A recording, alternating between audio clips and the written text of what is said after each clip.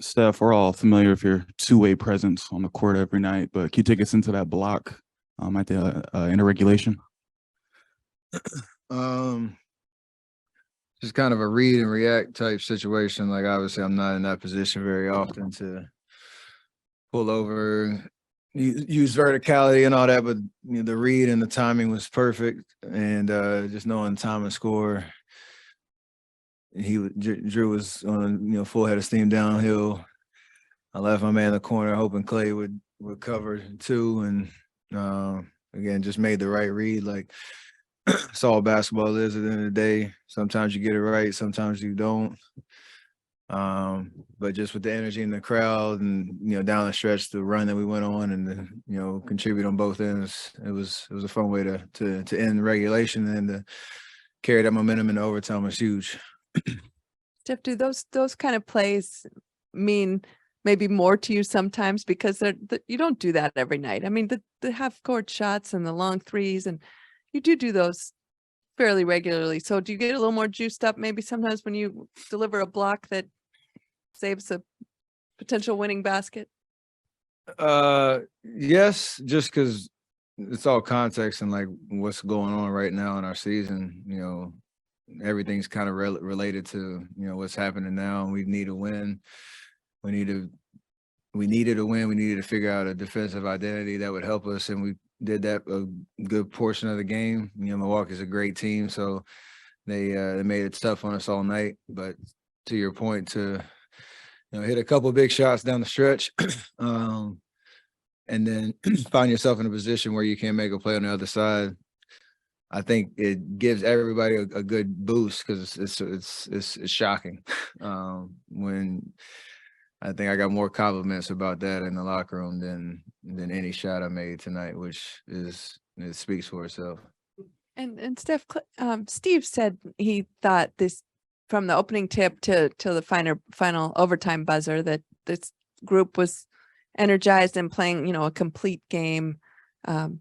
That he was quite pleased with. How do you feel about that? I mean, even the 3 losses we had on the road, we're never in the moral victory mode, but there were bright spots around, coming back from big deficits, giving ourselves a chance, even though we didn't win any of them. So you look to those parts of those games and then say, okay, we can do this for, the majority of a game and, beat a great team even without Giannis. Like we are capable of doing that. It's just the challenge of bringing the execution, the focus. And even when things don't go your way, in that fourth quarter where they take a 8-point lead at one point and we slowly walk them down, like that's a belief that you have to have that we can do it.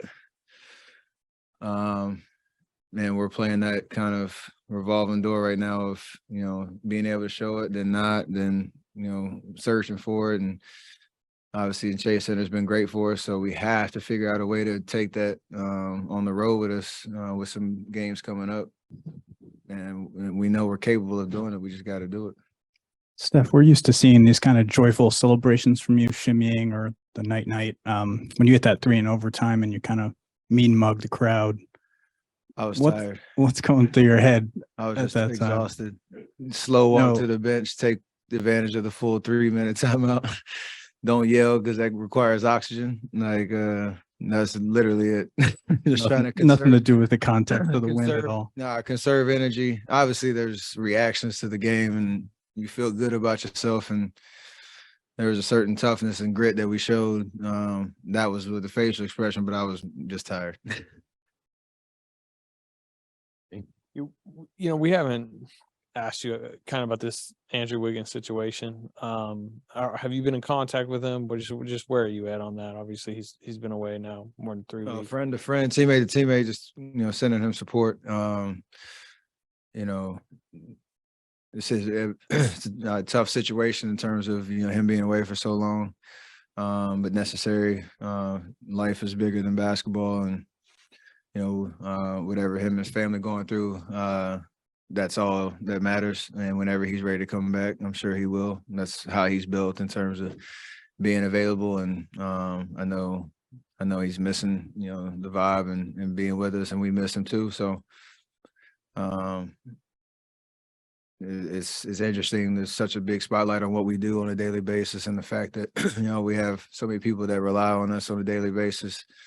To be able to give that energy back to your family is huge. So we support him and all of that, and whenever he's ready to come back, he'll be back.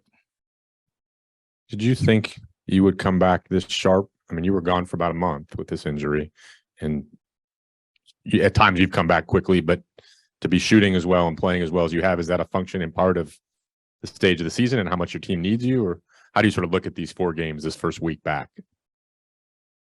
I've had over the course of last 5-6 years, I've had these 4 to 6 week injury windows that I've gotten good reps on how to heal, and also towards the back end when you have like that return to play schedule and all that, I know how to apply myself in a way that gets your conditioning back quick, sharpens the toolkit in terms of shooting the ball and being sharp and all that, and being able to play pretty solid big minutes right away and not really miss a beat. So it helps to have gone through it a couple of times and know how hard you can push yourself in the rehab part, that you come back strong.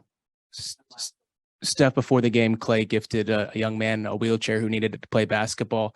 He talked about being inspired and taking not the game not for granted and being grateful to play. What does that say about Klay's character? And before a big game like this, to meet a young man and kind of a life-changing experience for him to give something like that back to that young man?